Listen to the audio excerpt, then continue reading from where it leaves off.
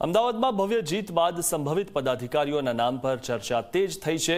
Mayor, deputy mayor, standing chairman માટે lobbying શરૂ થઈ ગયું છે। શાસક પક્ષના નેતા, દંડક સહિતના પદ માટે લોબિંગ શરૂ થયું છે। મેયરનું પદ 2.5 વર્ષ માટે ઓબીસી પુરુષ માટે અનામત છે।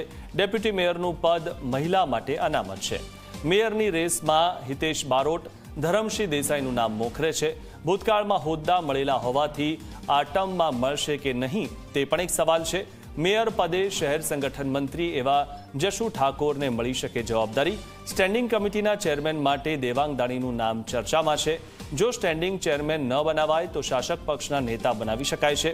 પાલડી વોર્ડના જૈનિક વકીલનું નામ પણ સ્ટેન્ડિંગ ચેરમેનની રેસમાં છે।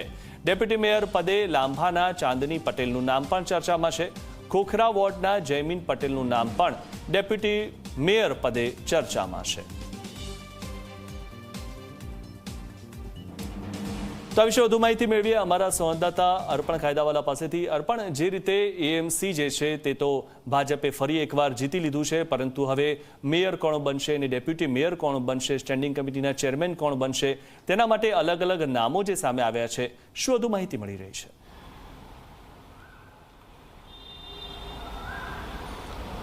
મિથુન, ગઈકાલે જે રીતે પરિણામો સ્પષ્ટ થયા, 192માંથી 160 બેઠક ઉપર ભાજપે પોતાનો ભગવો લહેરાવી દીધો છે અને સતત 5મી વાર અમદાવાદ મ્યુનિસિપલ કોર્પોરેશન ઉપર તે શાસન કરવા જઈ રહ્યું છે। હવે વાત છે કે પ્રતિનિધિઓ તો ચૂંટાઈ ગયા, પરંતુ જે મહત્વના 5 જે હોદ્દા છે, ખાસ કરીને mayor, deputy mayor, standing committee chairman, શાસક પક્ષ નેતા, દંડક અને આ ઉપરાંત વિવિધ જે પેટા કમિટીઓ હોય છે તેના ચેરમેન, એટલે હાલ આપણે જે વાત કરી રહ્યા છે કે અમદાવાદ શહેરના નવા મેયર કોણ હોઈ શકે।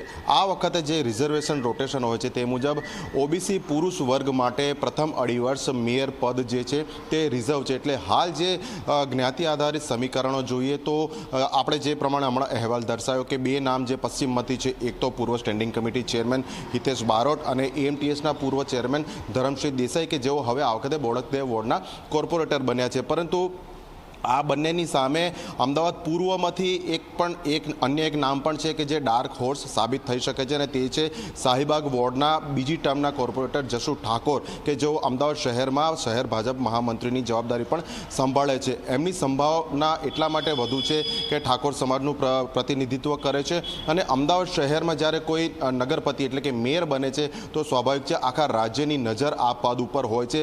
એટલે ભાજપ પોતાનો રાજકીય જે વોટ બેંક છે તેને ધ્યાનમાં રાખીને લાંબા ગાળાનું આયોજન કરે તો આ ચહેરો ડાર્ક હોર્સ તરીકે મેયર પદે આવી શકે છે, કારણ કે ઠાકોર સમાજમાં ભાજપ પાસે મર્યાદિત નેતૃત્વ છે।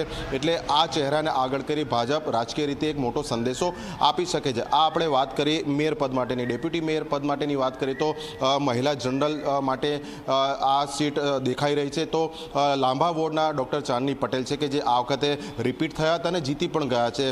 તો સાથે જ જયમીન દવે નામ છે તેમનું, મહિલા છે, તેઓ ભૂતકાળમાં એક ટર્મ કોર્પોરેટર રહી ચૂક્યા છે, પરંતુ એક ટર્મ છોડીને પાર્ટીએ આ વખતે ફરીથી તેમને ટિકિટ આપી અને તેઓ વિજય થયા છે। એટલે આ 2 નામ પણ ડેપ્યુટી મેયર પદની રેસમાં છે, હાલ ચર્ચાઈ રહ્યું છે।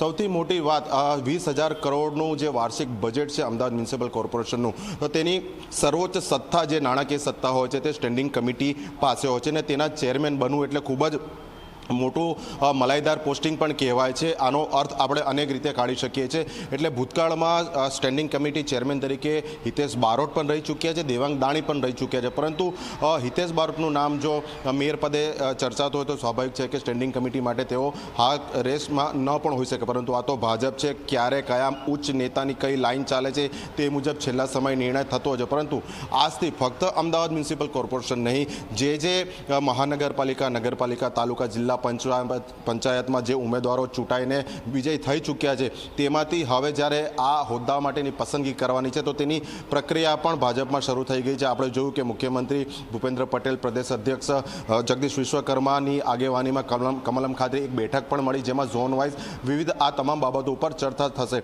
પરંતુ અમદાવાદની વાત કરીએ તો સૌ કોઈની નજર રહેશે, કારણ કે 2030નું જે કોમનવેલ્થ ગેમ છે તે આ જ ટર્મમાં એટલે કે આ જે 5 વર્ષની મુદત છે તે અંતર્ગત યોજાશે। એટલે પ્રથમ 2.5 વર્ષની વાત છે, પછી 2.5 વર્ષ પછી નવા મેયર આવશે, તો જે પસંદગી કરવાની છે તેના ઉપર ભાજપ તમામ બાબતો પર ઝીણવટપૂર્વક વિચારશે અને તે બાદ લગભગ આગામી એકાદ સપ્તાહમાં આ પ્રક્રિયા પૂર્ણ થઈ જેવું લાગી રહ્યું છે અને અમદાવાદ શહેરને નવા મેયર મળી શકે છે। મિથુન, જી આભાર અર્પણ, માહિતી આપવા બદલ।